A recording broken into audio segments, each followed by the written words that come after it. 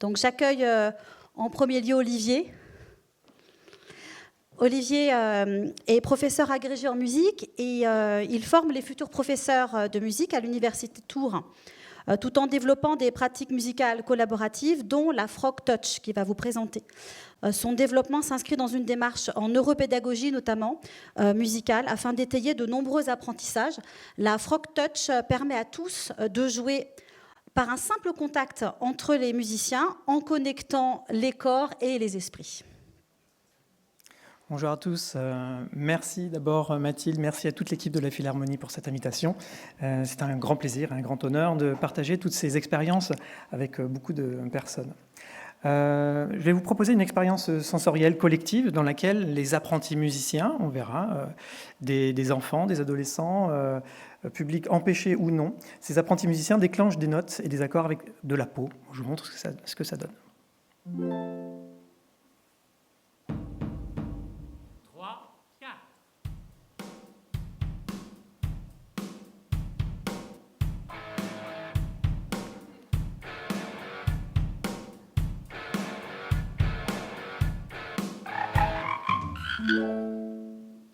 Donc tout ce que vous avez vu est filmé en direct. On a juste rajouté les petits effets visuels pour que ce soit plus joli. Comment ça fonctionne ? Eh bien, en fait, les enfants sont soit pieds nus, soit en chaussettes sur des petits capteurs. Et puis, après, quand ils vont se toucher, un son va être déclenché. C'est pas n'importe quel son. On peut mettre nos sons à nous, mais il y a aussi toute une banque qui est gérée par intelligence artificielle qui fait que ça va devenir musicalement intéressant. Alors, au-delà de l'aspect ludique, bien entendu, l'aspect collaboratif et pédagogique, comment ça fonctionne ? D'abord, l'idée est née de cette chose que vous connaissez tous si vous avez fait de la scène, c'est que dans un dialogue musical, je ne suis rien, tu n'es rien, c'est ensemble qu'on va donner quelque chose d'intéressant.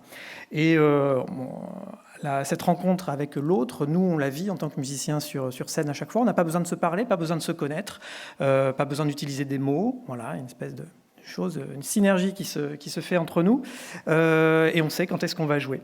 Alors là, à chaque fois que les enfants vont se toucher, d'abord ils vont anticiper avec la vision, ils vont se toucher, on va ressentir avec le toucher, parce qu'il n'y a pas d'interface. Là, on ne voulait pas d'écran, ni même d'instrument. L'instrument, c'est nous-mêmes, c'est notre peau. Quoi de plus sensible que notre peau directement ? On ressent, on va valider ou non par l'ouïe, par l'audition, est-ce que le résultat était bon ou pas. Ça se fait à chaque fois qu'on se touche. La première interaction est peut-être un petit peu à côté, la deuxième un peu moins. Et ce qui est intéressant, c'est qu'à chaque fois, et c'est ça qui est beau à la fois, c'est que, et vous me voyez venir avec le sujet du handicap qui va arriver, c'est qu'à chaque fois, on va obtenir le meilleur des deux, en fait. Et si j'ai une personne valide et une personne qui va être empêchée, c'est pas forcément la personne empêchée qui va donner le moins bon résultat. Parfois, ça va être elle qui va guider. Et donc cette synergie, ce cercle vertueux, je vous propose d'en voir un extrait. Là, c'est dans une classe, je travaille beaucoup aussi au Québec, notamment. J'interviens dans différentes classes. Voilà, Le Grand Cerf-Volant, c'est une chanson très très connue là-bas. Au bout de 20 minutes de séance avec les enfants, ce que ça donne. Tous les sons que vous allez entendre, l'intégralité des sons sont déclenchés uniquement par les enfants eux-mêmes.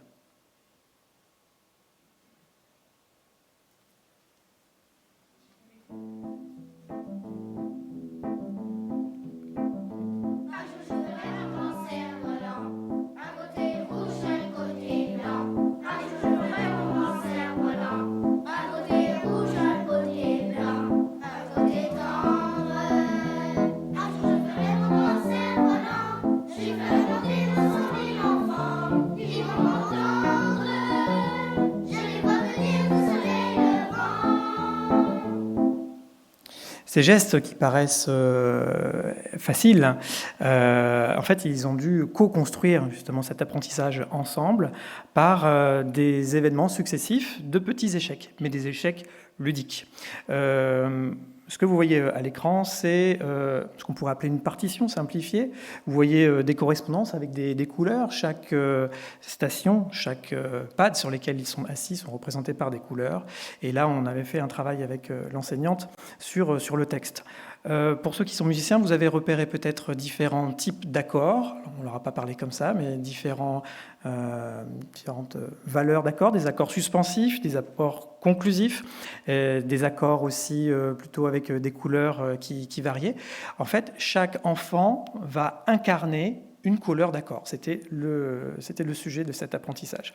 Pour les vrais musiciens, la partition ressemblerait à ça. Peut-être que vous êtes moins perdus avec ce type de choses. Alors avec des publics empêchés, ça marche aussi très bien. Là, j'ai mon petit Samuel, enfin mon petit qui est grand quand même, il a 17 ans. C'est un vrai plaisir de le rencontrer. Là, c'est à l'école de Madeleine Bergeron, à Québec. Et quand j'ai rencontré Samuel, il m'a dit moi je rêve de faire de la guitare électrique. Ah ouais, super, pourquoi tu veux faire ça? Parce que a priori ça attire les filles. Bon, effectivement, 17 ans. Je dis très bien, on va faire de la guitare électrique, il n'y a pas de problème. Est-ce que tu veux bien qu'il y ait des camarades avec toi qui t'aident à le faire? Ah oui, pas de souci. Samuel, il peut uniquement bouger la tête. Il ne peut rien faire d'autre. Eh bien, Samuel, on lui a programmé une chanson, il a choisi sa chanson, et avec un petit peu d'intelligence artificielle, et puis surtout avec des camarades qui, eux, représentaient les accords avec sa tête, en allant de gauche à droite, en faisant dans le bon rythme, avec le bon sens. Eh bien, c'est lui qui jouait. Je n'aurai pas forcément le temps de vous montrer le résultat final, parce qu'on n'a que 5 minutes, mais je vais vous montrer aussi plein de petits-enfants super sympas, notamment ici à l'école Auralis. C'est une école aussi à Québec, dans laquelle intervient mon ami et collègue Jonathan Bolduc, pour enfants sourds et malentendants. Alors là, le travail aussi se fait avec eux, avec un système de vibration. Et vous voyez que chaque fois, on avait symbolisé des binômes. Je vous le répète, moi tout seul, je ne suis rien, toi tout seul, tu n'es rien. Ensemble, on va pouvoir créer quelque chose, et plus tu es différent de moi, plus le résultat sera intéressant. De nos sociétés, je pense que c'est une valeur qui est plutôt porteuse d'espoir. Mais c'est ça la musique en fait. Donc les travaux qu'on fait avec Jonathan Bolduc tendent à montrer qu'il y aurait aussi des phénomènes bénéfiques dans autre chose que l'apprentissage de la musique. En fait, nous on sait, parce que vous êtes ici dans la Cité de la musique, mais la musique ça devrait être absolument obligatoire dans l'apprentissage dès le plus jeune âge. Ça l'est un petit peu en France, enfin non, c'est obligatoire à partir du collège, ça c'est très bien, mais il faudrait être sûr que ce soit vraiment, vraiment obligatoire avec beaucoup d'heures avant. Au Québec, ils ont la chance de commencer plus tôt, parce qu'on sait que ça fait travailler aussi des métacompétences, notamment langagières, et pas que.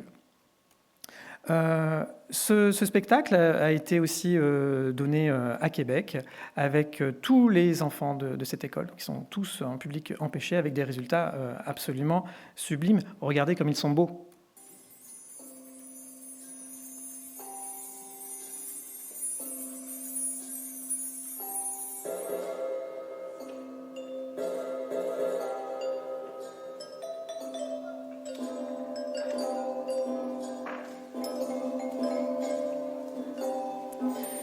Les différents pads qui sont au sol sont aussi des pads entre guillemets intelligents, c'est-à-dire qu'ils vont écouter entre guillemets aussi ce qui sont produits par les autres pads. Certains enfants vont déclencher des accords, d'autres enfants vont déclencher des notes. Eh bien, les notes qui seront déclenchées seront uniquement des notes qui seront valides et pertinentes, parce que en ce moment on est en train de jouer tel ou tel accord. On ne se focus que sur ce que font les enfants eux-mêmes.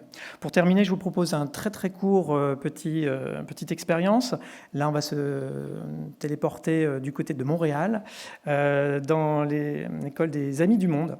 Alors voilà une toute petite histoire, vraiment très très simple, mais très compliquée à mettre en œuvre pour eux.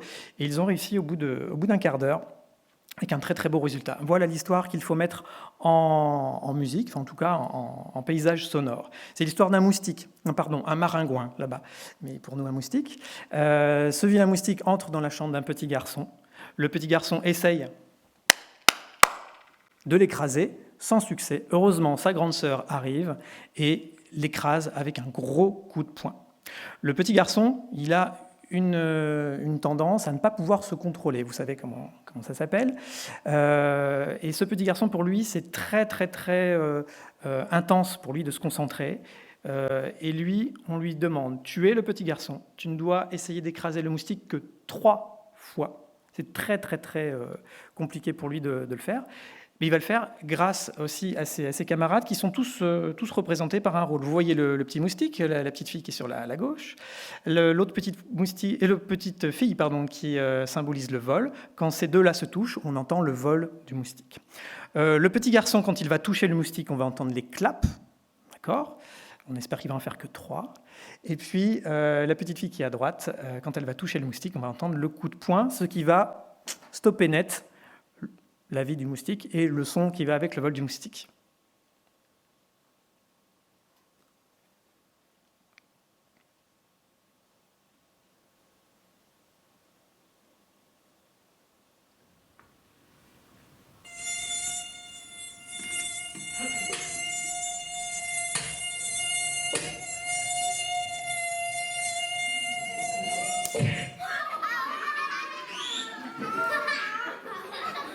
Vous voyez comme c'était coûteux pour lui, on le voit dans son corps, hein, il faut se retenir bien. Il a réussi parce que voilà, il a utilisé aussi beaucoup de signaux envoyés par ses camarades. Je n'aurai pas le temps de vous montrer aussi les actions avec une petite fille, mais c'était juste pour au moins lui rendre hommage, même si on n'a pas le temps de voir les vidéos.